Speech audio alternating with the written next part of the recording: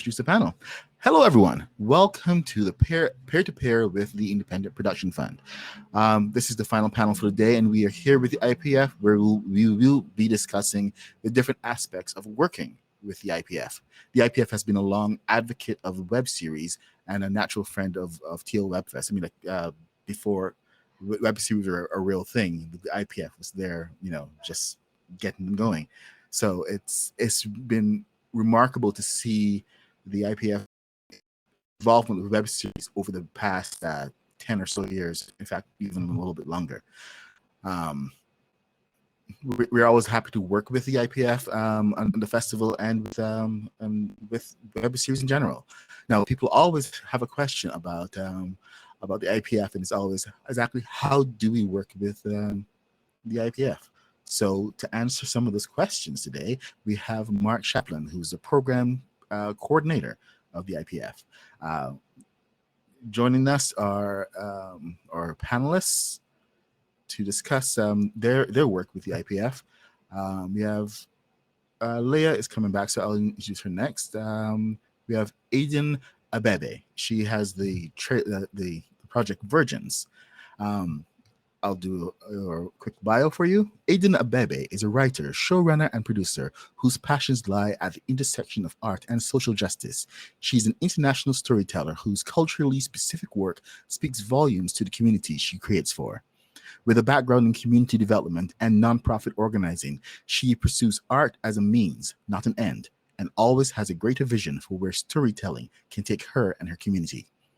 Aden's concept for her web series Virgin earned her a 2-month artist residency at the Shane Wunu Experimental Art Center in Palomino, Colombia. In 2018, she wrote and developed a 13-minute concept trailer for her web series, Virgins, and was offered a development deal from CBC in 2019. In April 2020, Virgins gained support via the IPF and the CMF Development Fund for a short-form series, and in November 2020 was selected for IPF production funding. The series is also supported by Bell Fund and the CBC. Impressive. Next, we have Fonna Seidu, also Virgins. I have to say it right. Virgins. No, can't say it right. The exclamation is hard to pronounce. Virgins! Fonna Seidu is a producer who champions narrative projects that have compelling storylines and niche audiences. Fonna brings her many years of experience as a project manager to 2S LGBTQ+ and BIPOC-led productions with bold, vibrant stories often untold. She entered the screen-based industry in 2018, and since then, she's worked on over 40+ commercials, docs, and films. Fonna's producing debut was the multi-award-winning short Promise Me, directed by Alison Duke. In 2019, she produced Being Black in Toronto, a 6-part documentary anthology currently on CBC Gem, and recently was awarded winner of the 2021 Best Direction for Documentary Series. Heavy hitters. Very, very nice. And last but not least, we can't see Leah. I don't think she has a camera on, but hopefully we can hear her soon. Leah, a graduate of the American Film Institute's MFA Conservatory in Los Angeles, Leah is a writer and director who loves making comedies that elevate eccentric people. Stories like Little Miss Sunshine, Cuckoo's Nest, and Don Quixote are close to her heart, and that's because her parents didn't have the most conventional meet cute. You see, Leah's father asked her mother out on a date when he spotted her in the waiting room of a psychiatrist's office, and Leah grew up in a loving, sensitive, and slightly eccentric family as a result. Season 1 of her comedic digital series, The Communist Daughter, takes her youth as inspiration. The show's comedy springs from the very real fear Leah and many teenagers have that her family would be discovered for being weird. Her father, who was a dyed-in-the-wool communist and a raging idealist at the height of the consumerist right-wing Reagan 80s, drove a rusty Russian car everywhere he went and launched several unsuccessful election campaigns in the very conservative, normal neighborhood they called home. Leah's labor of love has garnered many awards to date, including Best Writing at Santa Monica Webfest, Best Web Series, Best Cinematography, and Best Score at Cinema Jove. Is that Cinema Love or Cinema Jove? And Best Comedy at the Ozark Film Festival. An actor's director, Leah has studied improv at Second City Hollywood and directing with Judith Weston and Rod Spera. She's a graduate of Women in Directors Chair Story and Leadership Program, through which she first developed TCD. You can stream season 1 of Leah's show, now on CBC Gem. Okay, that was it for the introductions. I think this is the point where it's a good time to play that trailer. Right, Mark? Okay.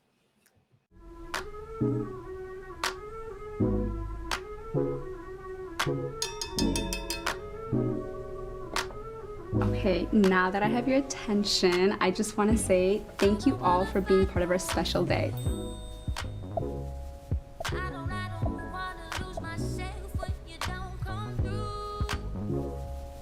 As I look out into your faces, the moisturized, golden, ooh girl, radiant faces, I am reminded there's no one, and I mean it, no one I want to embark on this journey with more. Today is the beginning of the rest of our lives. Queens, welcome to Manifestation Sunday. You are so extra. Girl, bye. Cheers. This better work, because I don't know how much longer Ash and I can put off getting engaged. Oh, the same man you can barely be seen in public with?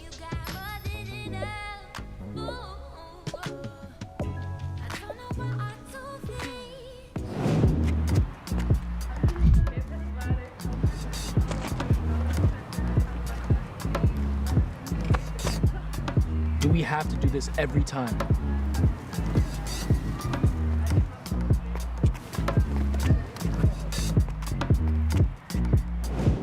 I want a man and a promotion at work. Just to start though. Focus on the promotion, sis, because you do not want to settle for a Toronto man. So how's your day? It's good. Yeah? It's fun. Okay, awesome. Oh, our food is here.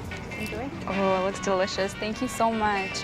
Okay, so let me give you some tips on how to eat and... I know. I've had Ethiopian before. Okay.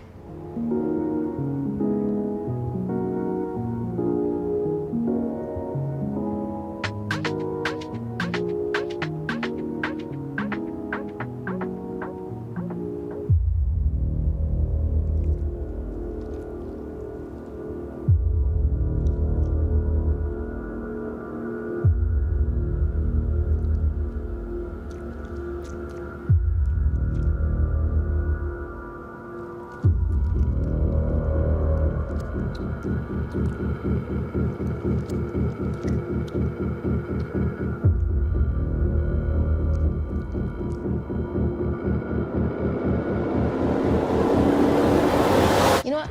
Fuck a man. Actually, let's not do that.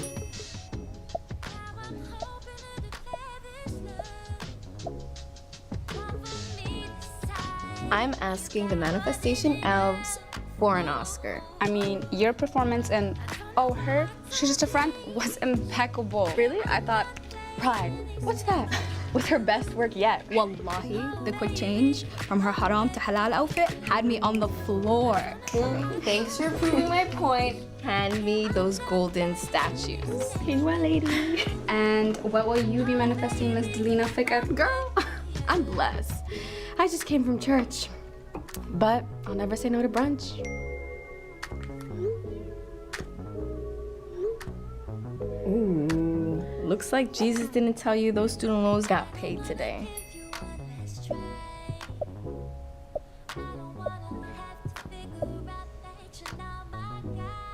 Anyways, to new beginnings. Dig in.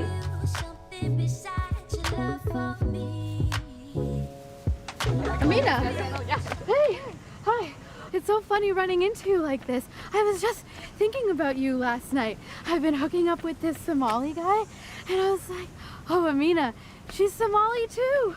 But I can't remember his name, which is weird because I was calling it out over and over and over. Anyway, I thought you might know him. I'm just off to get honey balls now. You know, the really gooey ones from Crystal's? They're so good. I'll catch you at work though, right? See ya. Bye. Bye. Is that her? Yeah. What do you think? I think she's straight. So... Damn, that almost made me want to start having sex. Yeah, Yikes, did I say that out loud? Okay, but like, is anyone kind of craving honey balls now, or? Girl, I'm craving something else. I mean, Honey. I want honey balls, so. Honey balls. Yeah. Yeah. Anyways, I just felt like it was not to get into it. That's what I'm saying. Like, that's what I'm thinking. I don't know what I do please. Yeah, I'm done playing these games with you. Oh, baby.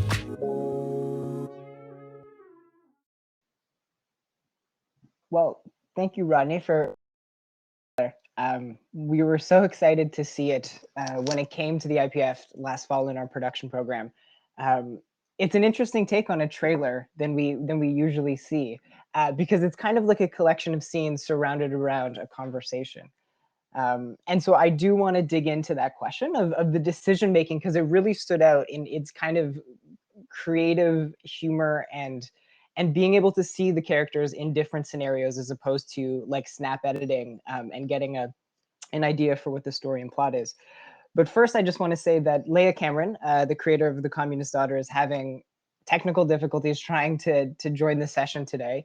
She was really excited to ask you questions, and I hope she'll be able to join us in a bit. For now, I hope I'm a suitable replacement to ask you guys some questions, because I'd love to pick your brain.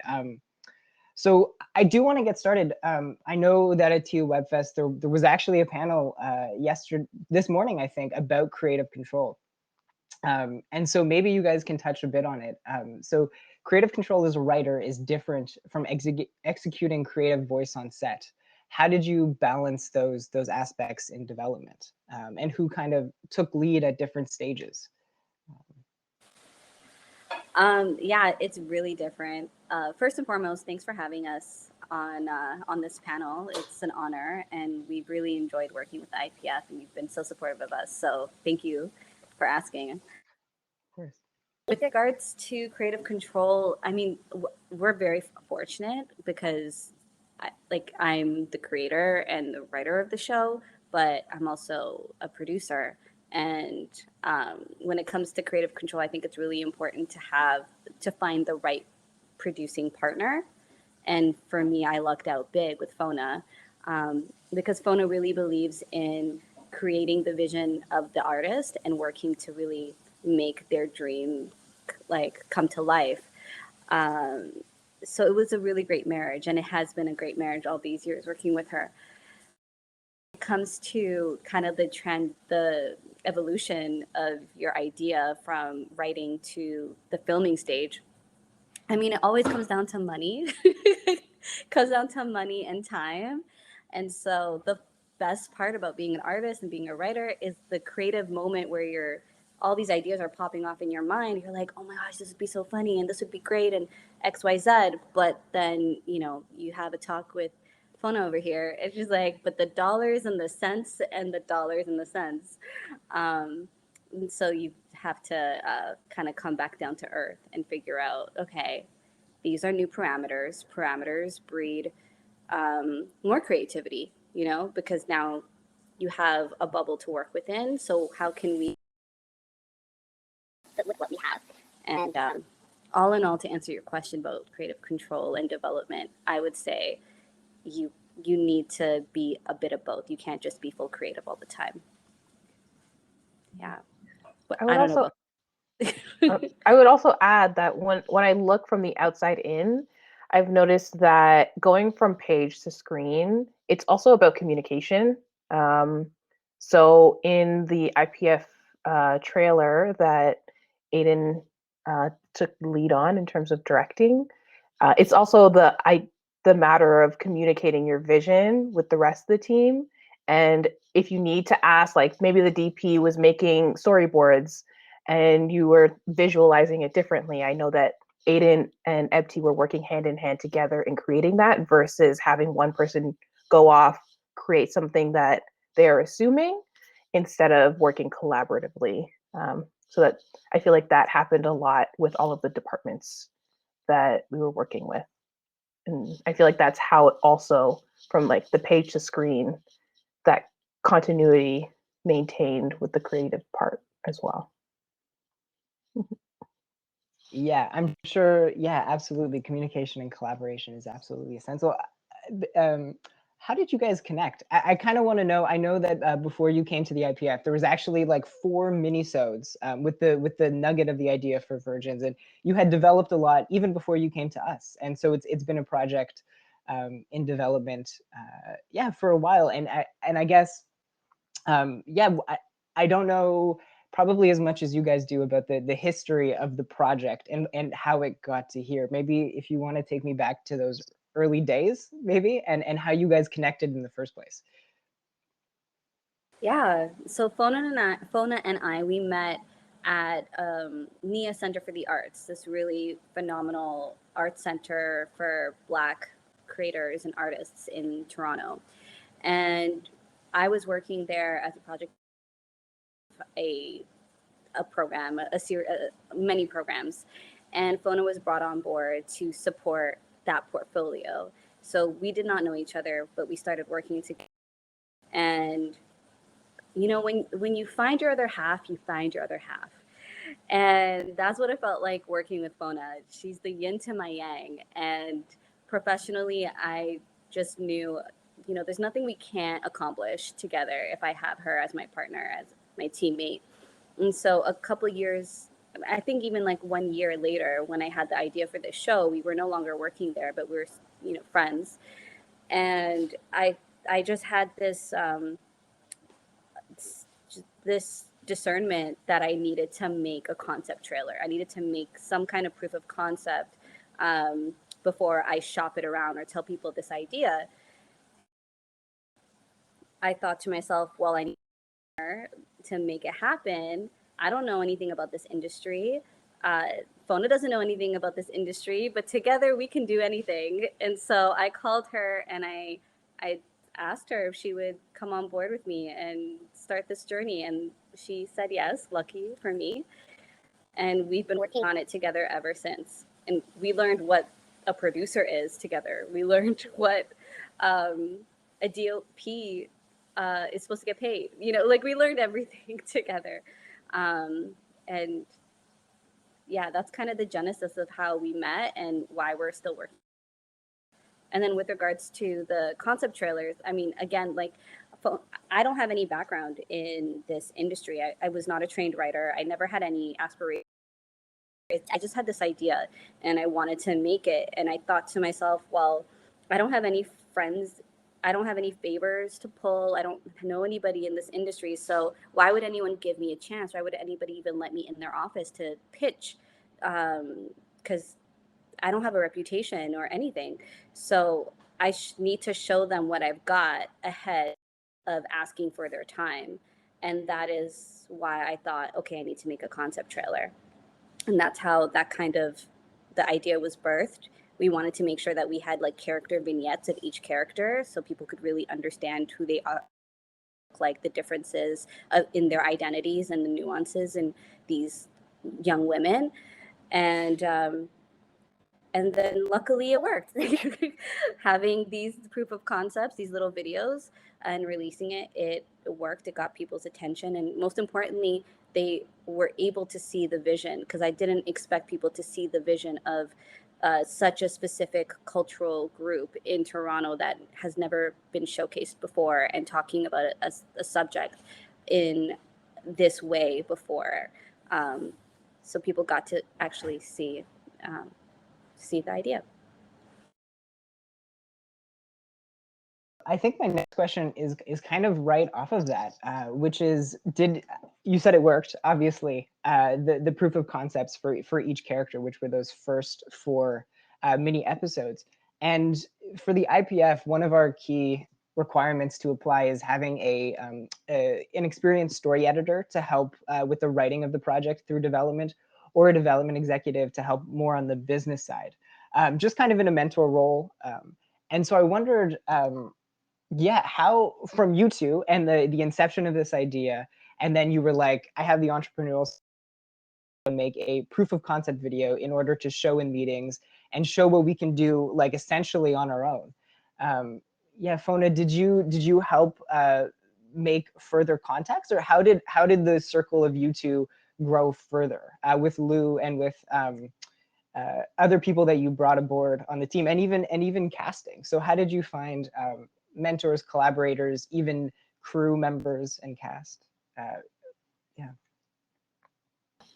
In terms of for the IPF trailer, luckily I've been in film a little bit longer and did other projects after Virgins being my first ever baby, or like co-baby. And so in building those other connections on other projects, I was able to pull folks into the trailer for IPF, and also now knowing how to like continuing to do or being able to know where to reach out to folks and figure out what is needed for other productions and applying all of the information from those other projects to this current project.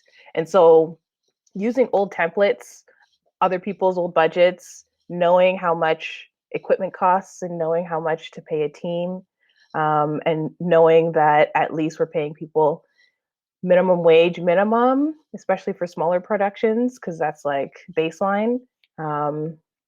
And I feel like essentially taking knowledge and not reinventing the wheel and rather leveraging resources that already exist. Aden, do you want to expand on that a little bit? Yeah, I'll say that we had a lot of community support. So even with our concept trailer, we had and a very generous individual literally asked us, how much do you need? I'm sending it to you right now. And it didn't end there. There's financial support, but there's also, and we've had great mentors who we literally, all we did was kind of impose ourselves on them as mentees and said, you're our mentor, you're so great, please like us and help us. And it worked.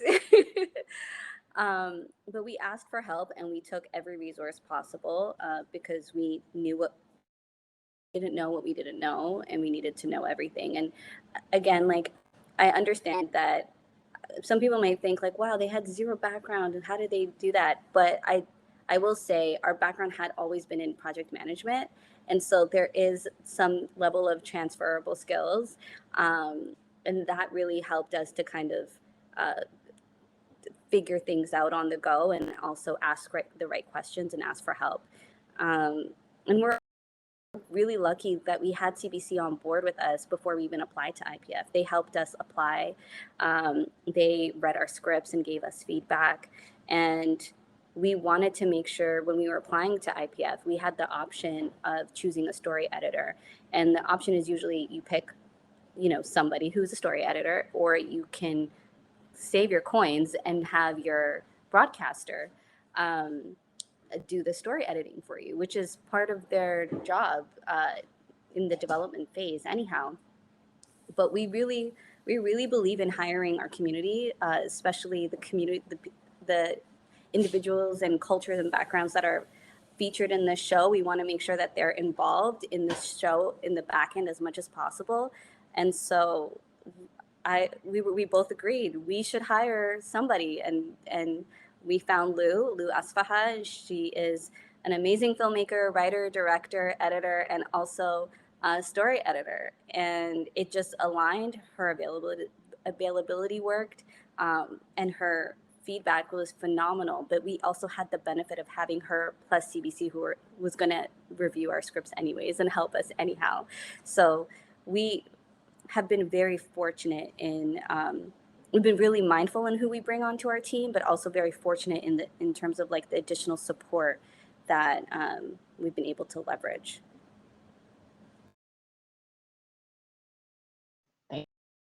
That's awesome. I do have a question and how the partnership began, and maybe questions even around pitching. And once you're in the room, I know you have proof of concepts to show, but beyond that, what did you find worked in selling people the project? But first, I do want to dig into the trailer a little bit. Prior to 2020, the IPF had its development program. We actually required a 2-minute teaser to apply to us in the first place. We still got over 100 every year, but it is definitely tough for people to shoot something of quality with absolutely zero money. And so we decided to take a step back and support the development and give a little money in those early phases to create a proof of concept and write a couple scripts or maybe touch up a couple scripts. And so I wanted to ask, yeah, what was it like taking creative control of the newer proof of concept video that we just watched, the newer trailer? What was that like? Did the little bit of money help? Was it really tough? And did you still have to call a lot of favors? And yeah, and did you shoot it in the summer or the fall of last year during COVID? And were there many restrictions? And did that add another layer of difficulty? Maybe I'll start with Aden to answer that. Yeah, because you and then pass it to Fonna. Okay, they were there.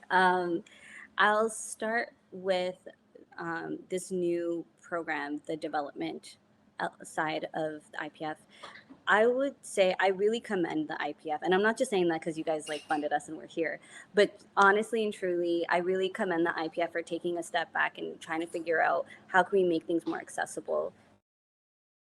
And we were lucky that the first year we were able to apply, that we applied, that this fund, development fund existed because it was new. It was like your first year, and also we were finally ready to apply. And I honestly don't know how we would have mustered up and put together a new trailer without that. So when I think about the value of that program, I think about accessibility, and I think about having access to even try to put our hat in the ring and give it like a real honest try. So yeah, I'm a huge fan, and I'm telling everyone to apply to it. So that's my take on that.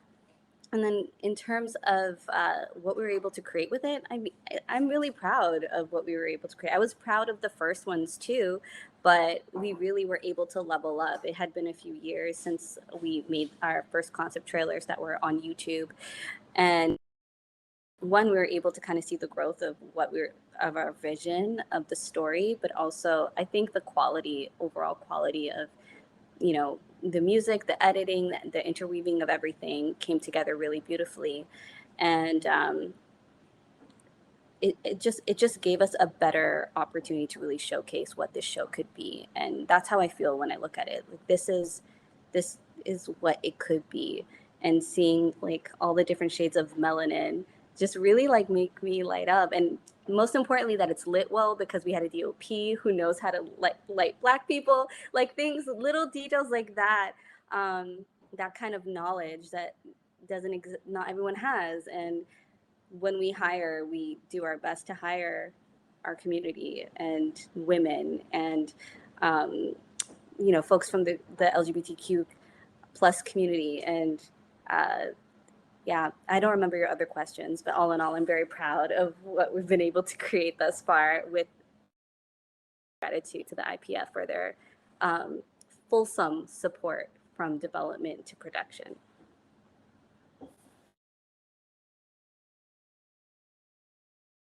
To add, Fonna, right now? No? Okay, well, before the time is up for your section, I feel like there's so many more questions I want to ask you, but I think I do want to ask about maybe the pitching process. I think it can be a barrier for a lot of people, or they craft it and it doesn't coalesce in maybe a short amount of time, and they focus on certain things that the broadcaster might not be looking. Yeah, how did you approach CBC Gem? How did that relationship begin? And yeah, did you do a formal pitch, or was it a submission online, or just very practically like what you had to do to get that? Because it is so exciting, and there's such a great supporter as well of short form series.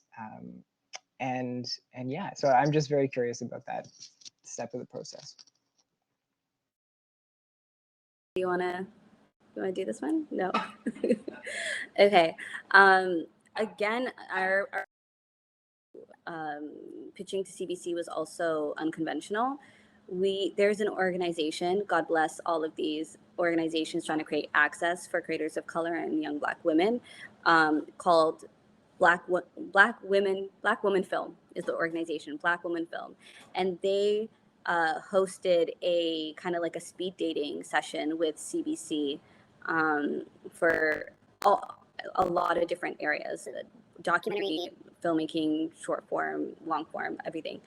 So luckily I was able to get one of the tickets. It was like a first come first serve thing, and once I was there I met Mel and Zach, who they had CBC Gem scripted. I pitched my show, they seemed to like it, they gave me their card, and most important, when I got home I sent them emails. I sent them the emails right when I got home. I didn't wait. I wanted them to remember me. And we also had materials ready. So I was able to email them with the links and with like a very like general proposal. I didn't know what went into like a proper pitch deck or a proposal, but I just did my best. And I included that in the email. That's not the advice I'm suggesting people to do. People usually, like now that I know, you would want to wait to give them that document. You want to meet with them first, and then leave it behind after you meet with them. They call that a leave behind. Things I wish I knew when I started, but I just gave them everything I could to kind of like tantalize them with the show. And they asked to meet with us. We met with them.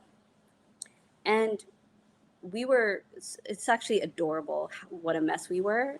We were not at all as prepared as we thought we were. We didn't know what to say or what to do or how to structure a pitch. We didn't know anything. And Mel and Zach were just the kindest, most patient individuals. They understood that. They listened to us. They asked us the probing questions so that we could give them the answers that they needed, because we didn't know specifically what to say. And they really nurtured us through that pitch. So again, very unorthodox experience, but they just saw something and they liked it and they were smiling, and I'm like, I think that's a good sign. And then that's how the relationship started. Yeah. But since then, we've now learned how to do proper pitches, and yeah, if anyone wants to know that, I'm happy to share like a 1, 2, 3, 4. Also add that, especially if you're pitching to CBC, they have a business and rights page on their website where it says before the pitch, after the pitch, so you can help craft that.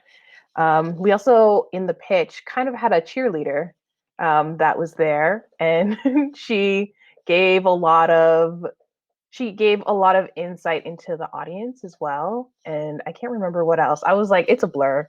I don't think they asked any budget or schedule questions. It was mostly about creative, which is great to know, because I was like, oh, okay, I could have skipped this. But it was helpful for me to be there as well. And so, yeah, Oyen was a wonderful help and support in championing the project in the room. And I feel like that also helped with calming our nerves too. Add just one thing for those of you who are interested in pitching to CBC. Luckily, they do have a link on their website, which I didn't know, and apparently a lot of places don't. I don't know. Anyways, it's accessible. You can. There's a link on their website if you search independent producers, and you can just submit a pitch, and they'll follow up with you. So access is really important, and I have found CBC to be the most accessible to at least having a first conversation. And that's all you need sometimes. Just like, give me a chance to tell you. So. That's great. No, that's all great information. And I have one very quick question to squeeze in, because you've mentioned the NIA Center for the Arts, and you mentioned Black Women Film. Are there any other community organizations, arts organizations, film or TV organizations, events or workshops that you attended that you found helpful in the past few years that you could share with the audience? Just whatever's off the top of your head. I know you've probably been to a ton and tons of meetings and tons of speed dating, but I think those are just such great resources for people to know that they might not know existed. Some of the places that I tend to continue to go back to is by a lot of things that go in and out of community. With T has a lot of stuff, especially in their newsletters. They always have courses coming up. The NSI program, which is actually in more west, like Western Canada. I was in a business for producers program, which was really helpful for folks who want to like level up in their producing skills. Yeah, I'm like, those are the first three that came to mind. I'll add BIPOC again. BIPOC TV has been really fantastic. I'm a huge fan of them, but also so every year at TIFF, this organization called Black House, they host a free brunch. It's open to anybody, and that's where I met so many people that I'm working with now thanks to that brunch, and yeah, I met Ava DuVernay's lawyer at that brunch. Yeah. I would also add Real World. Sometimes festivals have programs. Real World has some great programs. E20 is their regular thing that they do.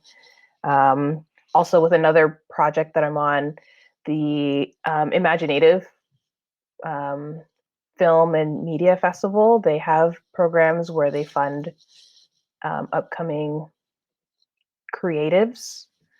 So yeah, usually those, or like Inside Out has like a finishing fund for folks, but they also have stuff. Yeah, all but work. That's amazing. Yeah, thank you. Those are such good places to go. I think at this point we will call on Rodney to play the Communist Daughter, and then I'm going to do my best to get Leah on the phone. And I will probably go off of camera, but you'll hear her voice asking you questions in a little bit. So I'll try to set that up as the trailer's playing. Rodney, do you mind hitting play on the trailer? Thank you.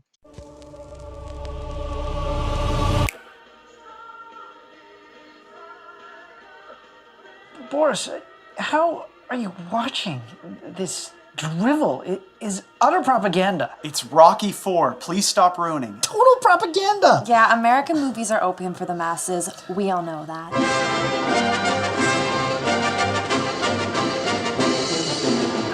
The late 80s. If you grew up with the threat of the Cold War looming over your head, it's a time you probably remember with a degree of relief. Old regimes were crumbling. New alliances were forming. It was a time for elation, a time for celebration, a time when it felt like the West and capitalism had finally won. Unless you grew up in my household, that is.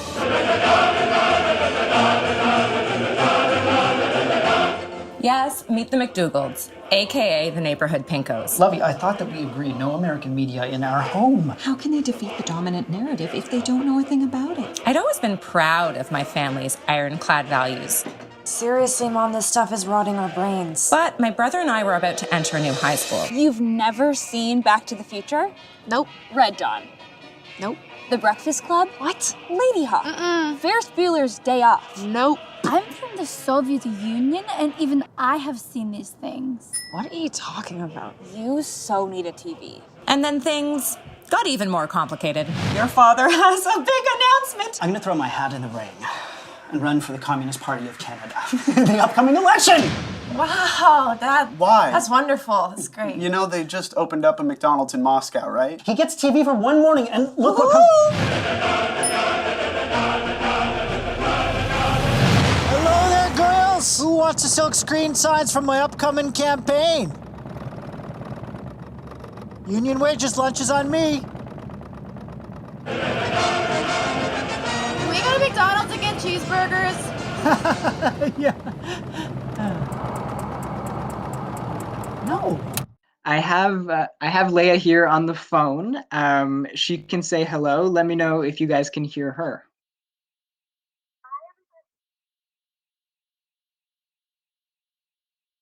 One sec. I'll try to turn the volume up.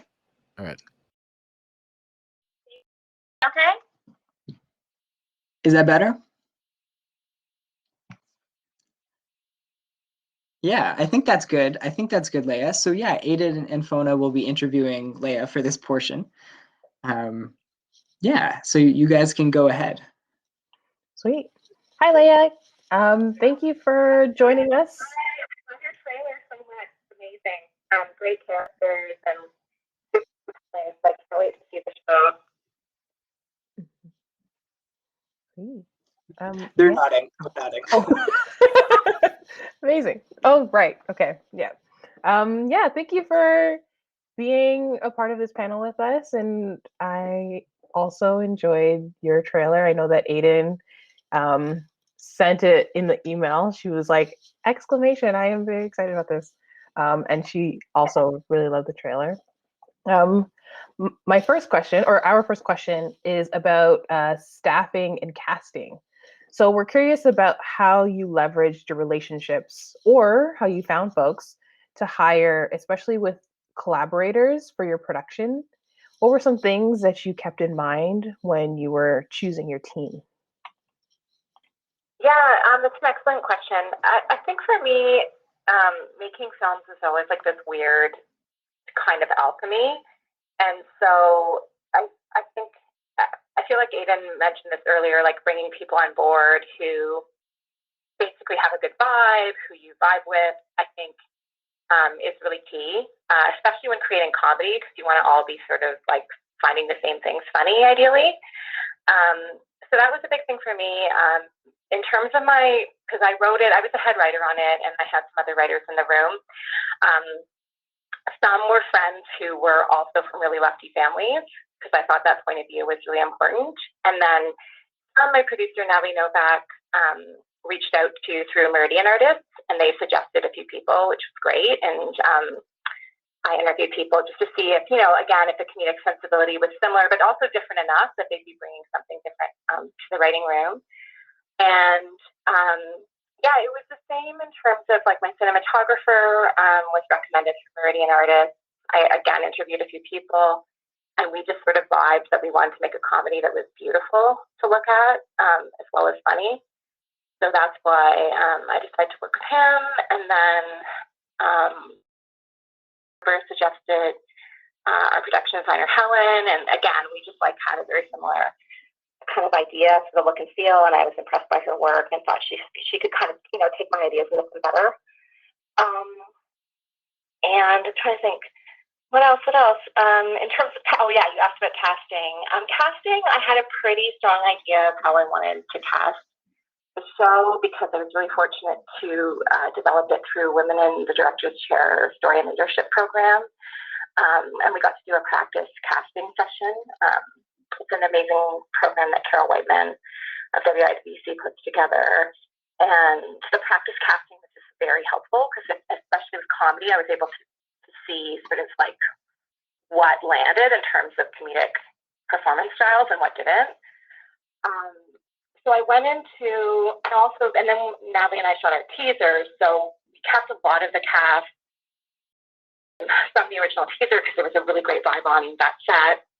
And then because there were additional roles, we did bring on a casting agent named Jenny Lewis.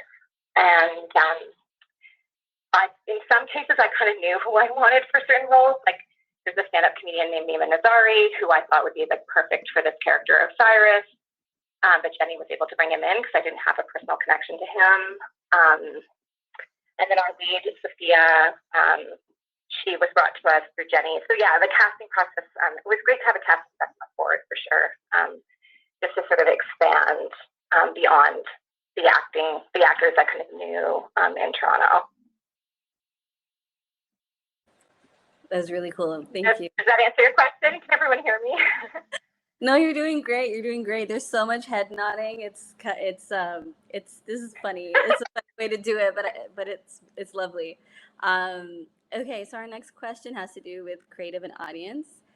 What makes for a good show? How early did you identify and recognize your audience, and how did you engage them to bring success? Oh, wow. For me, I think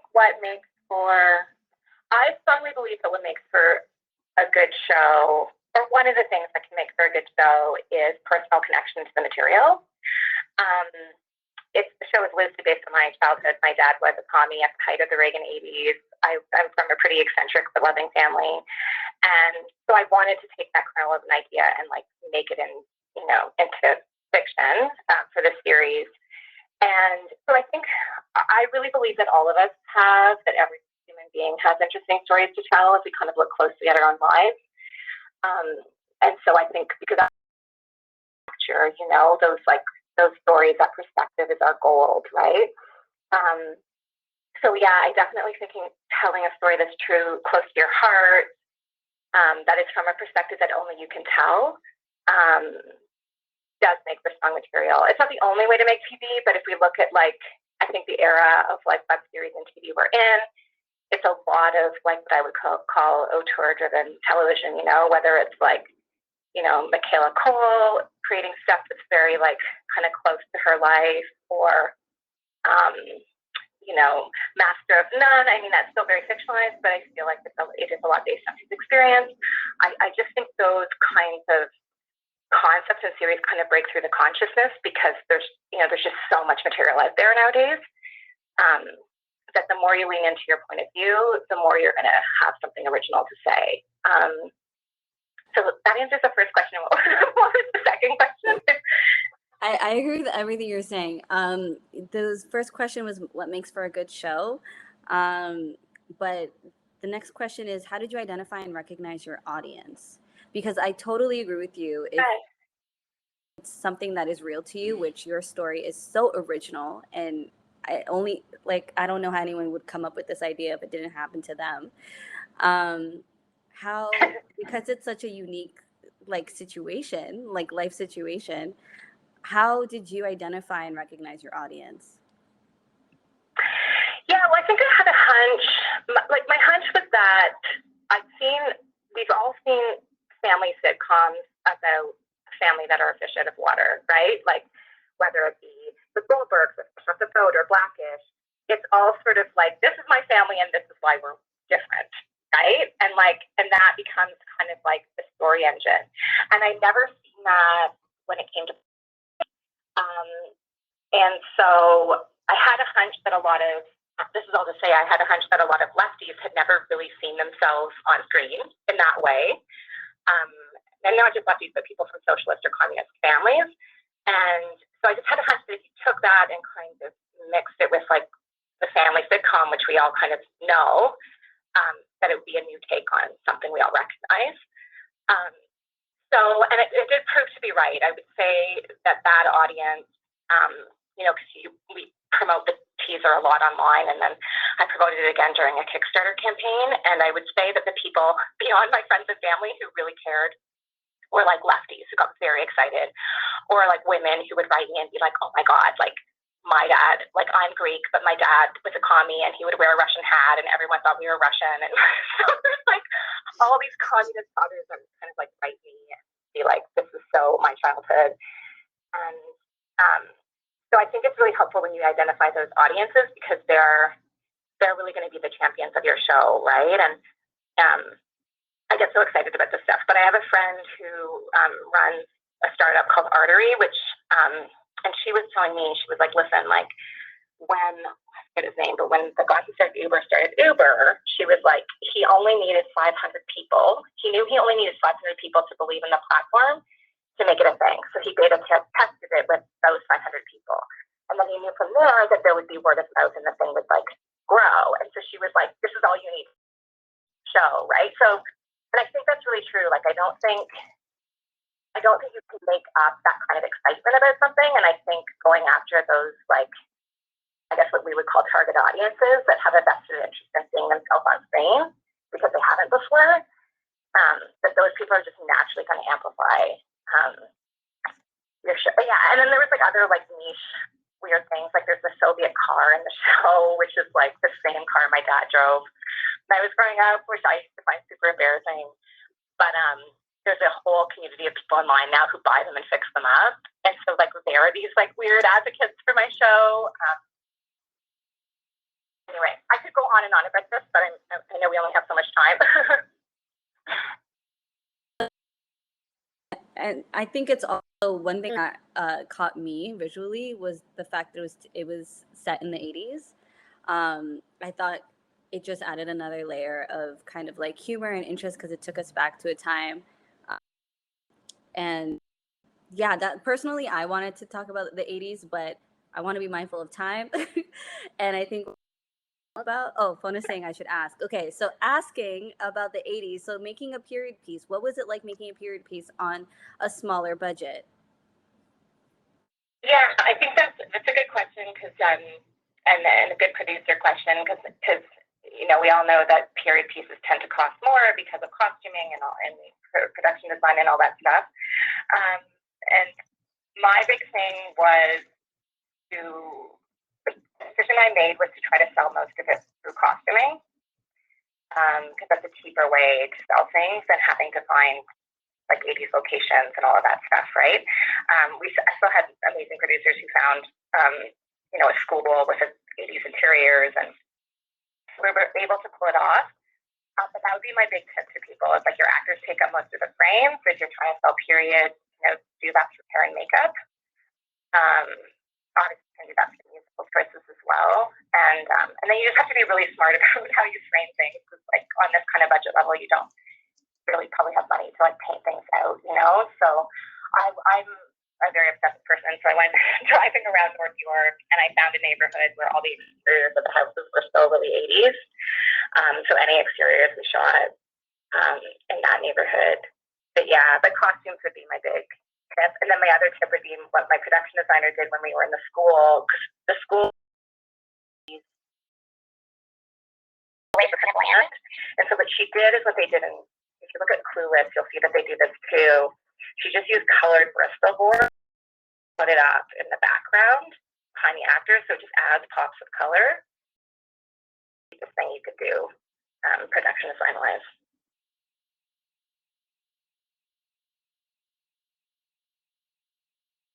That's great. Okay. No. Fonna and I were just giving each other. Who's gonna take the? It's not you, it's us. Okay. I'm gonna compound kind of two questions because I think it's possible to do this. It's about leveraging CBC Gem for the release, but also discoverability. So what are your tips? Your top maybe like 5 tips for people who want to get their show discovered. So it's 2-part. 1, what was it like working with CBC on the release? And then 2, in terms of discoverability, what additional tips would you give? Yeah, I mean, CBC was great. We were in acquisition with them, so they were pretty hands off. I think in terms of release, it might be more of a producer question because I think they were a bit more involved in that. But they were very supportive on their main point, CBC Gem, which was really exciting. And then we kind of had fun coming up with like short video clips and memes and just like things that were really shareable that we could share leading up to launch and after launch. I know I spoke with, oh my gosh, I'm going to blank on her name because I only texted her, but I spoke with someone at CBC who was saying for them to reshare stuff on their policy is to be a direct to an episode. So on your socials, your show, then that's something they can like repost and be like, here's the link to check out the series. So that was kind of helpful to know in terms of just like making sure that also works for how they want to push things out through their channels. And then, sorry, what was question number 2? Was about discoverability, top 5 tips on how to get your show discovered. You got your show discovered, but I know that might be I mean, I used to be a magazine journalist in the former life, so I think a lot about audience because that was always something we thought about when I worked at Fashion Magazine, kind of like who our target audience was. So in terms of discoverability, I mean, I think my one tip is it just helps to be like a nerd and be like very obsessive. So I definitely researched a lot in terms of like what Facebook groups were out there that were, for lefties, especially Canadian lefties, what Reddit groups were out there. And once you go down a wormhole, as I'm sure you may have discovered, like you can find a lot of these groups that are focused around certain interests. So I definitely did that when we were promoting the teaser. I would like post it on Reddit and post it in Facebook groups. There's like a Lada Lovers Canada group, which is for those Soviet cars I mentioned. And then in doing that, I started discovering hashtags that were that had this following. So for us, it's like "Meanwhile in Russia" is like a meme you guys might know. That's like just Russians doing weird, crazy things. There's another one called "Squatting Slavs in Tracksuits," which is like a Slavic comedic meme. So just those hashtags. We definitely get followers sometimes by using those. It's really interesting. Or like another one is sassy socialist memes. But yeah, I don't know if I'm sort of like, I'm not breaking it down into 5, but like I'd say, yeah, one is finding trending hashtags for sure. Another I would say is like researching Facebook, especially Facebook and Reddit groups were the most helpful. So I'd say that. My third tip in terms of Reddit, as you may know, is to spend some time just posting a genuine interest, really engaging with that audience. Because if you just go on there and spam people, you'll get lost. Like they don't. Reddit is very anti kind of advertising.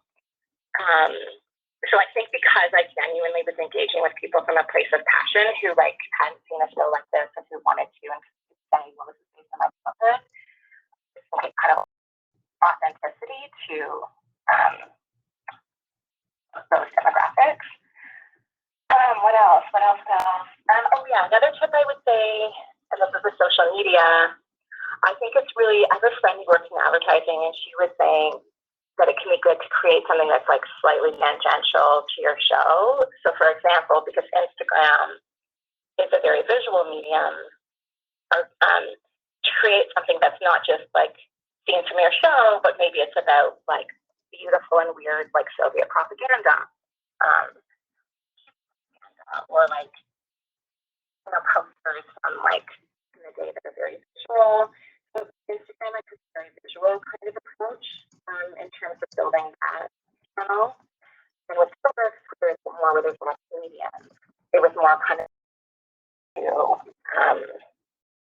it's like sort of like a fun, like a funnier kind of text-based thing. And I guess the last thing I'll say is we developed this like Soviet voice we would write in. I'd always kind of imagine I was like a Soviet army general. So because this was a comedy, I wanted our social to be comedic as well. So that was just kind of another way to give it branding, I would say. I think that's really helpful.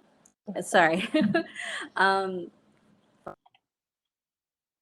it was just that I was gonna say thank you for all of your insight, and that I would love to open up the floor for a few moments for if there are any questions for the entire panel. And then if not, we can ask each other a few more questions. Yeah, hi guys. This is Leah via the phone. So I do have a question for all 3 panelists. Maybe we can make this the final question for the day, and I would love to just get all of your opinions on it. And it's going to have to do with creative and writing, and specifically writing for series that have episodes 20 minutes or less, which is the requirement for the IPF. Sometimes we get producers who have only worked in television, or writers who have only worked in television, and cutting those extra few minutes away, as well as working with a reduced budget that they don't have in the half-hour format. Trying to pack in so much with characters. I know for Virgins that it's so essential. Even in the trailer we showed, you had titles and names and nicknames, and like there's so much work given to each character. as well as their each individual storylines. And for Communist Daughter as well, there's a lot to pack in to the family. And so I was really curious with how you each approached episode length in the script writing process and being able to balance compelling stories, compelling characters. And lastly, did you have to leave a lot out? Was there a lot left on the cutting room floor that you wish you could have included if there was more money, more time? Yeah, that I and let's start with maybe Aden, and then we'll go to Leah and then Fonna to close us out. Yeah. Well, I watch 30-minute series. So when I'm thinking about how to write my story, it's very much in a 30-minute series world. And I'm still struggling with that now with Virgins, because we have so much juicy story to tell. And it's like, how do you do that in 10 pages or less? But I mean, challenges and parameters, I always say, like, when you have everything available to you, you kind of lose, vision sometimes, because you just, I don't know, everything is kind of too easy. Everything is possible, but having parameters actually help breed creativity. The struggle helps breed creativity. And so I'll say that about this short form, is that it is become more creative on how to tell a very impactful, juicy story in a small amount of time. We chose a 10 by 10 format, so 10 minutes long and 10 episodes. And even now with our writer's room that we just wrapped a couple weeks ago, but I was trying to squeeze in an extra page and make it 11 pages each episode, and Fonna was like, one extra page on each episode is going to up our budget by 25 grand. Do you have 25 grand? Where are we going to find this 25 grand? And I was like, okay, let me figure this out. It's a struggle, but like, yes, always money determines a lot of things. It helps a lot. And yeah, I think, sorry, I'm not wrapping this That's up. a great answer. No, yeah. And actually, Leah, before you go, Fonna has told me that she has to leave at 5:45 in a few minutes. So I'll give her the word now, and then we'll say goodbye. Thank you again for joining us, and then Leah, you can have the final word on this topic. Cool. I was just going to add to Aden's piece, especially around COVID and scaling down the characters, because I know there was supposed to be a club scene, and it turned into a house party, or just thinking about outdoor scenes and what is available and not available because of safety concerns, which the writer's room, I'm sure, groaned very loudly about some of my notes. And that's a piece that that I'm always happy to be like, remove. Or are there other ways in which we can shift this story to fit what is happening in the real world, or what is happening within our circumstances at the moment? Right. No, that's great. Well, thank you again, Fonna, for joining us. I can't wait to see the finished project. I'd seen it in its middle late development, now going into production. So I think it's slated for a winter 2022 release. So I can't wait to see what comes of it. And yeah, have a great rest of your day. Bye. And yeah, Leah, do you have a final note about writing for series under 20?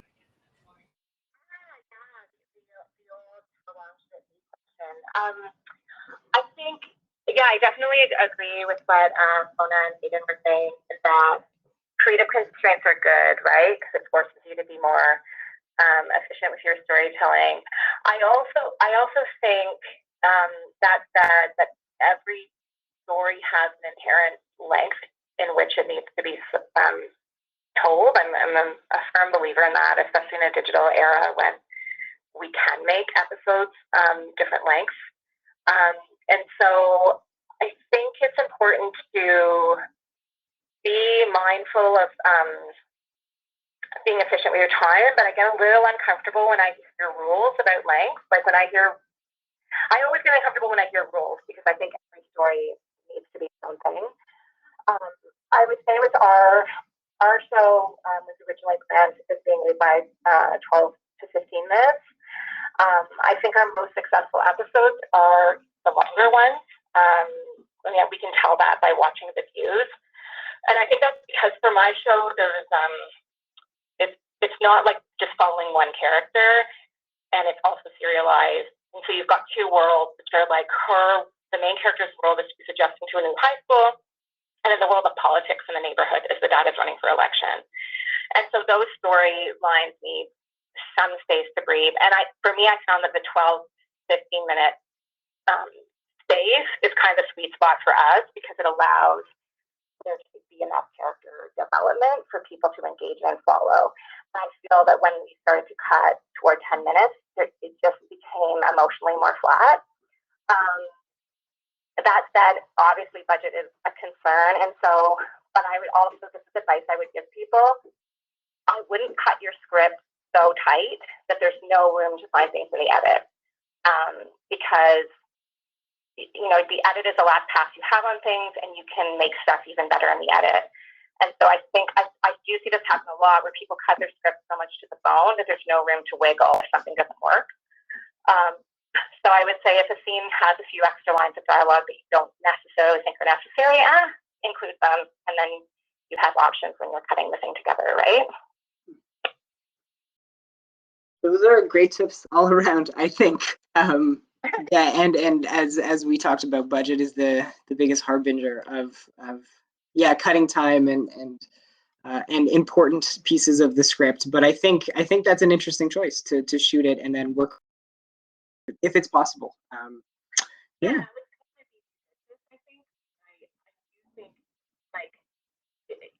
Script is just blueprint, right? So you want to have some to like try another line of dialogue when you're on set, or get some more reaction shots when you're on set. So you can use those in the edit because reaction shots are what really sells comedy. And I think when we become too focused on like everything coming in at 10 pages, that we can sometimes lose our actors and start talking to cause issues when you're editing. So anyway, so those are my thoughts on length. That's great. Yeah. Well, thank you, Aden and Leah. You can stream The Communist Daughter actually now, the first season on CBC Gem. It's available. Yeah, and so I'll pass it back to Rodney to close us out. But thank you for all of this, and I believe that there will be a recording. So I will share that with everyone I know. Potential applicants for the IPF would have loved to hear this conversation. That's great. Thank you, Aden. Thank you. So, well, it's always fun to hear people's approach through through production and everything. Every single journey is different, and especially now that you've changed the program so much. And goodbye, trailer season. Hello to development. Seems to be working out pretty nicely.